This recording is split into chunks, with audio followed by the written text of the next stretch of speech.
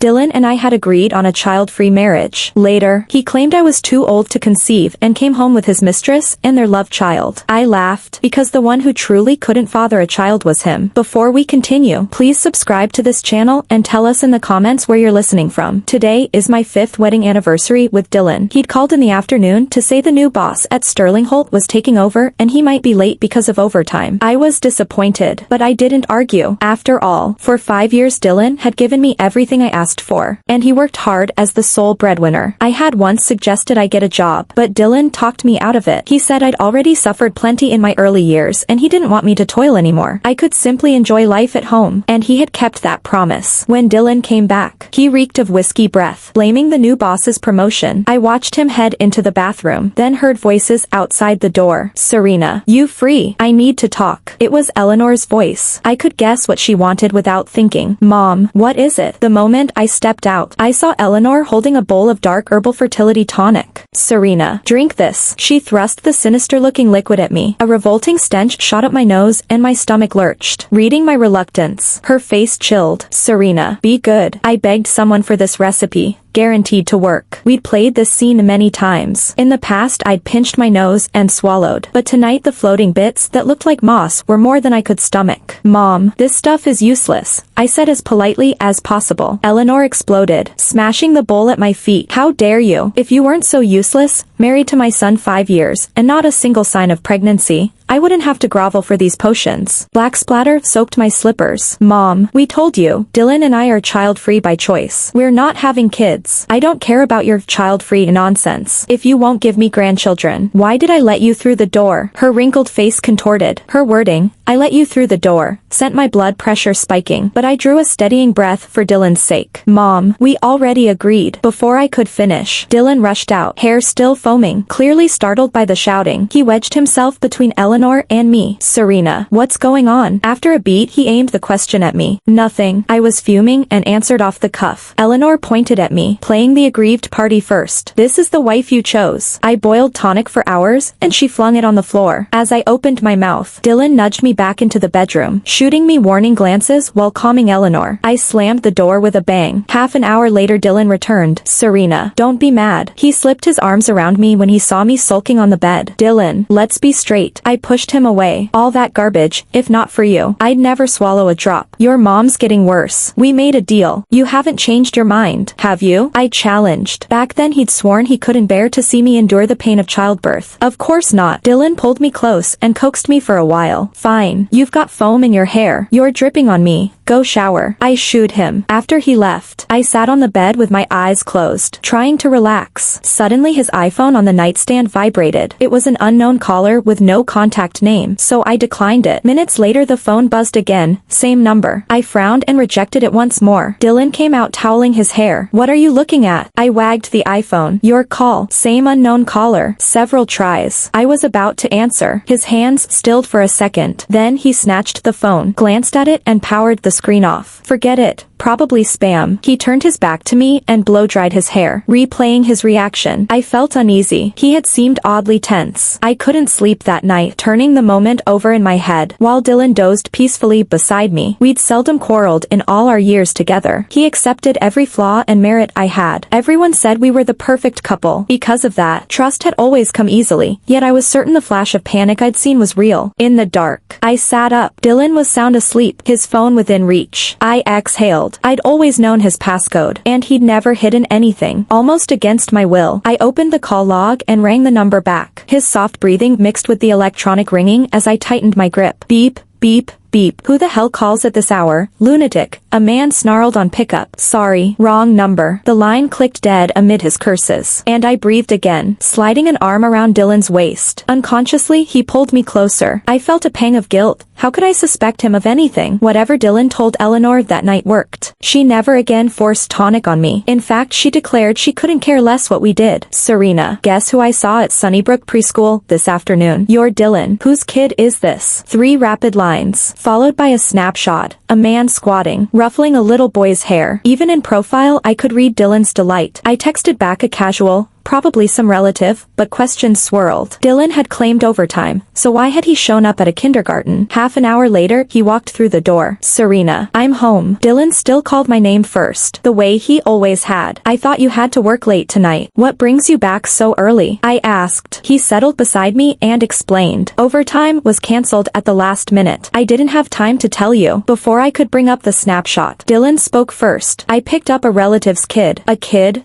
Yeah. My cousins. I stared at him. You've never mentioned her. Dylan sighed. I only found out about her recently, Dad's distant cousin. We never kept in touch, but she suddenly reached out to Mom. She's raising the kid alone, so Mom asked me to help. Today she was tied up, so Mom had me pick up her son. He lifted his hands and shrugged. His explanation dispelled my doubts, though I was surprised Eleanor could be so generous to someone she'd never contacted. Dylan hesitated. Serena. I looked at him. Spit it out. He seemed cornered. That cousin quit her job and hasn't found a new one. Mom says it's rough for her alone. I already knew where this was headed. So your mom wants her to move in? Dylan nodded, then quickly raised his hand. I didn't say yes. I told her I'd ask you. My first instinct was no. The apartment in Chicago was my sanctuary, and strangers felt like invaders. Reading my face, Dylan said at once, forget it. I don't like strangers in our place either. She can rent somewhere with the kid. I pressed my lips together, thinking, then finally agreed. Let her stay. My own past mirrored the child's, growing up in the small town of Willow Creek. I knew what it was like to struggle alone. Sympathy surfaced. The next afternoon Dylan brought them. The girl beside him had a palm-sized face. Looked young, heartbreakingly fragile. The little boy she held stared at me, curious. I froze, because I knew her. Lila, is that you? Lila's shock mirrored mine. Big Serena. I had climbed out of Willow Creek. Eleanor never let me forget it. Lila was the little sister from my hometown, 2 grades below me. We had shared grade school, middle school, even high school in town. As kids we played together. I had always thought of her as a sister. Then I left for college in Chicago and never went back. We lost touch. I never expected to meet again like this. Lila, I started, glancing at Max playing with Dylan. Young and dumb, Lila said with a laugh, sidestepping the past. Long time no see. Big Serena keeps getting prettier. That imp, I scolded fondly. Knowing it was Lila erased the last of my resistance. I told them to settle in. Lila was as likable as ever. Even picky Eleanor sang her praises. For some reason my insomnia improved. I slept straight through till morning. Hardworking and sweet-tongued, Lila daily coaxed smiles out of Eleanor. I admired her. In 5 years of marriage I'd fought Eleanor constantly. She harped on my small-town roots or my childlessness, rarely a peaceful moment. But when I overheard Eleanor, alarm bells rang. That night I came home to Lila watching TV in the living room. Eleanor, doting on Max, played with him. Her face creased with laughter. I heard Eleanor say suddenly, Lila, why don't you be my daughter-in-law? You're diligent, pretty, obedient, light years better than the one inside. Eleanor's back was to me as she cooed at Max, be grandma's grandson, okay? Lila noticed me in the corner and flinched. Big Serena. Eleanor turned, calm and loud, always running around. Look how virtuous Lila is. When I stayed silent she frowned. I'm talking to you. Can't you hear? Same hometown. Such a difference, she added, comparing us. Big Serena. Aunt didn't mean it, Lila said, jumping up, afraid I'd be angry. But Eleanor said, I mean every word. I think Lila beats you in everything. You married in, eat our food, spend our money, yet never gave me a grandchild. Shameless. Eat our food, spend our money. I laughed in disbelief, no longer caring that Lila was present. Mom, get your facts straight. Who forbade me to work? And am I just a birthing machine? All you talk about is babies. Before I finished, Eleanor's hand cracked across my face. My ears rang. That's how you speak to me, motherless brat. I'll have Dylan divorce you, she snarled. Fine, make him divorce me, I shouted back. If she weren't Dylan's mother, I'd never have endured it, especially after she dragged my mom into it. Always lecturing me on manners. After what you just said, yours aren't worth much. Stunned that I talked back, she gaped. Then fury took over. You, her eyes rolled back and she collapsed. When Dylan rushed to St. Luke's Medical Center, he slapped me before I could speak. Serena, Mom has hypertension, you knew that. Lila, who'd come with me, steadied me as I clutched my cheek. Dylan had hit me. Your mom started it, insulting mine, and I can't even answer back? I said, each word sharp. Dylan stared coldly at the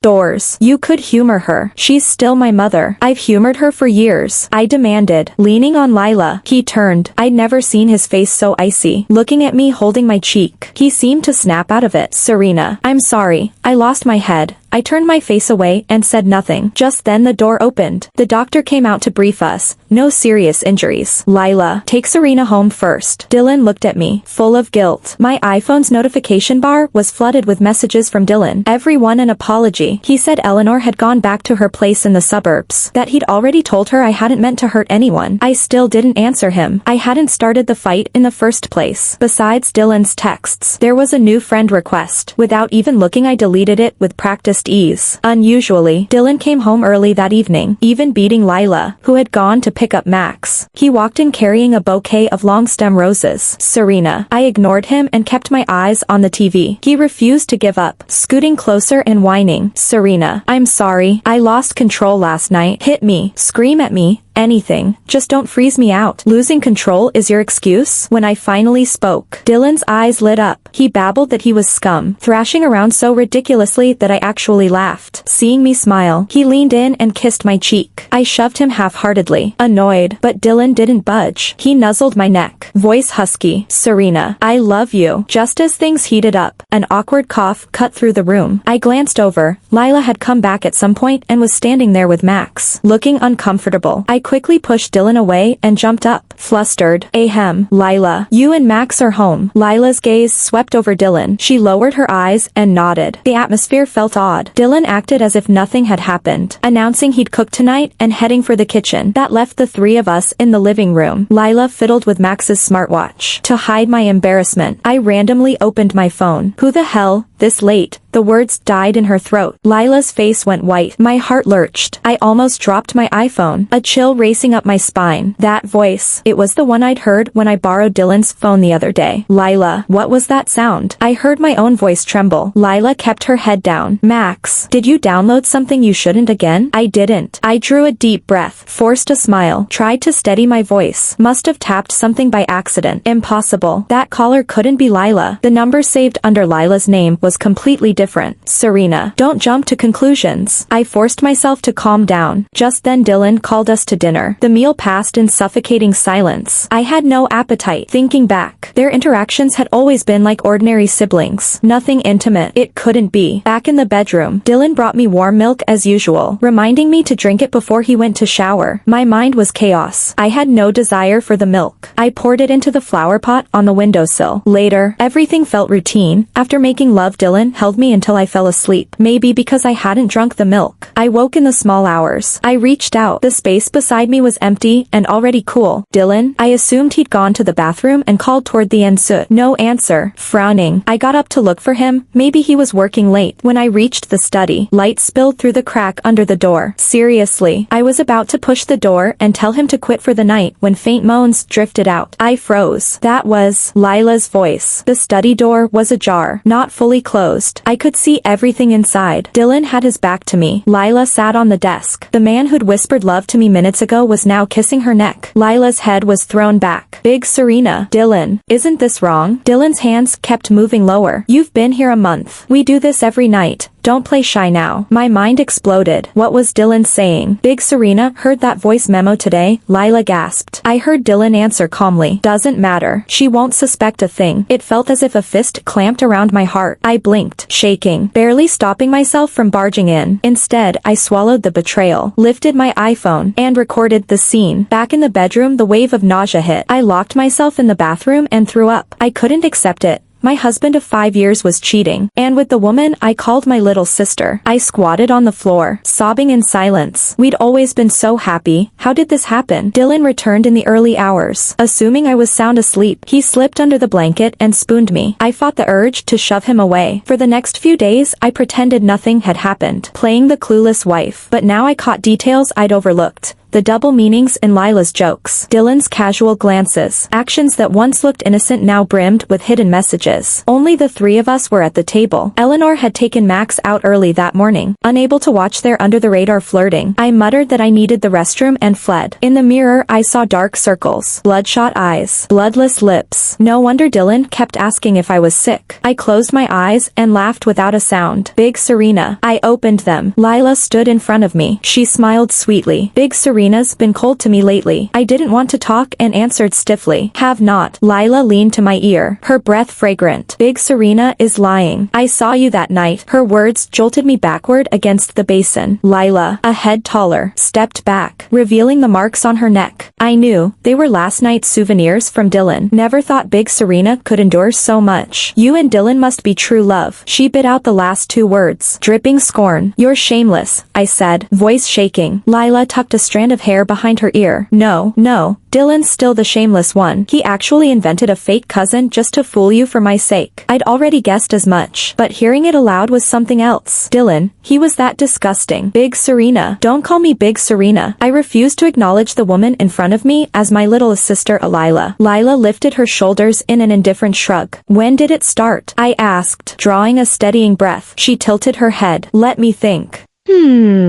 About 2 years ago. Maybe 3. Could be even earlier. It's been so long I can't remember. She watched me with a blooming smile. All the strength in my body seemed to be sucked out at once. My knees buckled and I started sliding toward the floor. She caught my arm. I flung her hand away. Get lost. Tears streamed down my cheeks like a dam had burst. I never imagined it had begun this early, barely a year or two into our marriage. The revulsion in my mind triggered my stomach. I bent over the sink and retched. In 20+ years of life I had never felt this sick. Lila didn't press further. She blew me a kiss, smiled sweetly, and left. Clenching my teeth, I wiped my eyes, pulled out my iPhone with a blank expression, and tapped stop. Dylan and I met in college. We majored in the same field, and my grades were better than his. Yet afterward I turned down offers from top companies for his sake. Dylan, I regret it now. I went to see my long unseen professor. Once she placed high hopes in me, and I had let her down. When she learned I wasn't content to stay a housewife, she was delighted and said I'd finally come to my senses. It happened that the company I was applying to employed someone she knew. She wrote me a recommendation, and I was hired. Dylan still knew nothing about any of it. Lila continued shamelessly living in our house, still playing the part of Dylan's cousin. I pretended not to notice, because the sweetest revenge is watching someone plunge from the height of their arrogance. Those days, I left early and returned late. Gradually Dylan sensed something amiss and asked what I was doing. I brushed him off with a casual lie, because we would be meeting again very soon. The company I had joined was Sterling Holt, Dylan's parent company, and I had been transferred to his division in Chicago. The instant he saw me at the office, his face displayed exactly the shock I'd been anticipating. Serena, what are you doing here? The manager escorting me raised an eyebrow. Dylan, you know Director Vance? Dylan looked stunned by the title. Director? Yes, Director Serena Vance. Transferred from headquarters, the manager repeated, introducing me to everyone present. I gave a polite smile and nod. Ignoring Dylan, I knew he'd coveted that director position. Watching it snatched by a parachute must be galling. After a few more instructions, the manager sent everyone back to work. Dylan's complexion was awful. His eyes burned into me. I deliberately avoided his gaze. That evening when I got home he was already waiting on the sofa. Calmly he asked, Serena, aren't you going to explain? I smiled and offered a single sentence. Wanted to surprise you. His expression darkened. I told you I don't want you working. What is this supposed to be? I shrugged innocently. Just trying to lighten your load.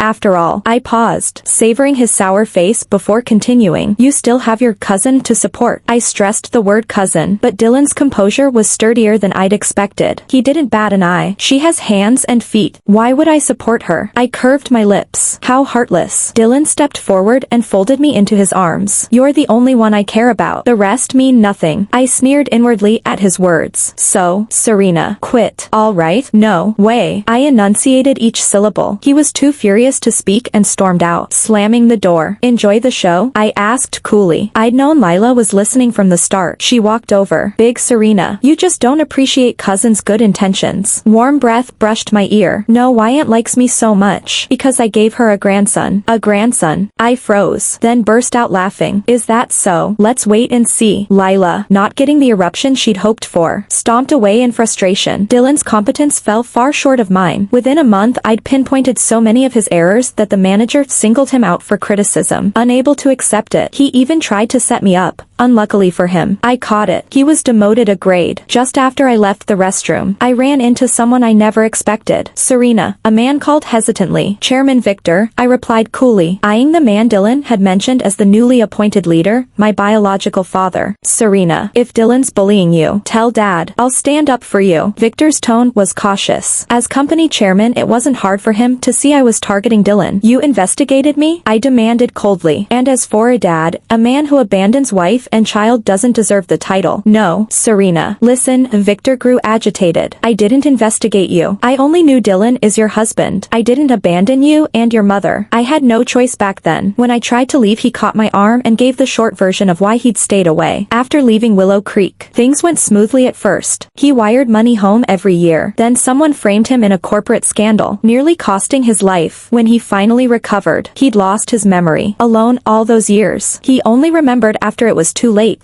My mother had passed and I had grown up. Sorry, Serena. I came back too late. He was awash with guilt. He should be. He'd left when I was 4. Victor pleaded. Serena, let Dad stay with you. I don't have long. What do you mean? I demanded, turning to stare. The aftermath of that accident caught up with me. Terminal illness. Seeing my eyes redden, he hugged me. It's okay. Finding you again is already heaven's mercy. And soon I can go down and beg Luna's forgiveness. I didn't know he still had the rest of the sentence stuck in his throat. Awkwardly, I called out, Dad. He hugged me even tighter, trembling with excitement, because I'd been gathering proof of Dylan's affair. I hadn't moved out. On the surface, I kept pretending I knew nothing. Serena, you've got some nerve. The moment I stepped inside, Dylan seized my arm and slammed me against the wall. No wonder you've been acting so weird. You've found yourself a sugar daddy. His voice cracked with rage and mockery. I put clothes on your back and this is how you repay me. He pinched my chin, cold eyes raking my face as if he meant to swallow me alive. Looking at him, I decided he was sick in the head. I lifted my knee and drove it hard between his legs. He let go at once, jumping aside. Just then the front door opened. Eleanor and Lila walked in. What on earth is going on here? Eleanor frowned. Mom, your perfect daughter-in-law has decided we're too poor for her now. Dylan's tone was shrill. The gentle mask he used to wear had vanished. Dylan, what are you talking about? Eleanor was lost. When he saw I wasn't reacting, he pulled out his iPhone and flicked to a snapshot to show everyone. In the picture, I was wrapped in a man's arms. Unluckily for Dylan, the man was Victor, my father. Eleanor's rage exploded. She raised her hand to slap me. You shameless tramp. I caught her wrist, smiled sweetly, and said, aren't you on blood pressure meds? No point getting this worked up. Then I flung her hand away. Eleanor staggered. Lila, who had stayed silent, steadied her. Eleanor simply plopped onto the floor, wailing that Dylan worked so hard and I betrayed her, that her life was cursed. Dylan, let's divorce. I looked him straight in the eye. I had enough evidence. I was done wrangling with him. In your dreams. His eyes bulged, teeth clenched. I turned unhurriedly to Lila's taut face. Seems someone's afraid you'll never get a title. Before Dylan could retort, I added, don't rush to deny it. I opened a voice memo and played it without hesitation. Obscene noises filled the room. Every person present went white. I guess Dylan was wondering how I'd woken up after he drugged me. Eleanor was first to recover. The Vance line can't end with Dylan. You couldn't conceive. So Dylan had no choice. Only she could spit out something so vile. You mean Max is Dylan's child? Correct. If you behave, I'll still let Dylan stay married to you. We'll adopt Max under your names. And Lila can keep living here. A rented womb. Lila looked eerily calm. Clearly she and Eleanor had already discussed it. Under their stares, I smiled. The infertile one isn't me, it's your precious son. What did you say? I said Dylan is a sterile waste of space. I flicked an invisible speck from my sleeve. Remember after our tests at Northwestern Memorial Hospital when I insisted on a child-free marriage? Now you know why. Dylan's cheek twitched. Serena, you'll invent any lie. I gave a lazy wave. Believe what you want. Enjoy raising someone else's kid. I turned to leave. Oh, and you'll probably receive a summons from Cook County Circuit Court tomorrow. Serena, keep shouting and I'll upload that audio. I stared coldly at the raving Dylan. After I walked out of the Vance house, I went to Victor, outlined the situation, and asked him to act unaware. A few days later the hearing began. Victor hired the best attorney in Chicago. In court, I presented every piece of evidence I'd gathered. It was solid, and Dylan had no rebuttal. But I hadn't expected him to produce snapshots of Victor and me, claiming I'd cheated and was the guilty party. Your Honor, I have one more exhibit. I handed handed over the paternity report. After reading it, the judge struck Dylan's claim from the record. As expected, Dylan lost. Sterling Holt fired him for unethical conduct. Later, neighbors told me Dylan had gone to St. Joseph's Hospital for tests and learned Max wasn't his. The house erupted. Eleanor fainted from rage, but I'd underestimated his vileness. He paid trolls to brand me Victor's mistress online, trying to drag Victor down with him. Luckily, the firm moved fast. I had Victor release the paternity report, then collected proof Dylan had bought the smear campaign. Public opinion flipped overnight. Dylan was detained for several days. One evening I left the courthouse and waited curbside for Victor's car when a figure ran at me. Serena. Die. Disheveled. Dylan lunged. Switchblade aimed straight at my chest. Too fast to dodge. In a flash, someone stepped between us. A low grunt escaped her lips. It was Lila. Bystanders wrestled Dylan down. I held Lila, numb with disbelief. Why had she done it? Big Serena. Big Serena. I didn't. No, it was you, she whispered, tears shining. I wanted Big Serena to see him pay. Don't hate me. Her hand, reaching for my face, fell. Lila, she didn't make it. Dylan was indicted for attempted murder. I looked into her past and found a journal in her apartment in Chicago. Only then did I learn why she'd entered the Vance household. Max wasn't her son either. She'd adopted him after her best friend died of cancer. Lila, Big Serena never hated you. Thanks for listening to today's story. If you liked the video, please like and share it with friends. We look forward to your thoughts in the comments. Don't forget to subscribe for more compelling tales. See you next time.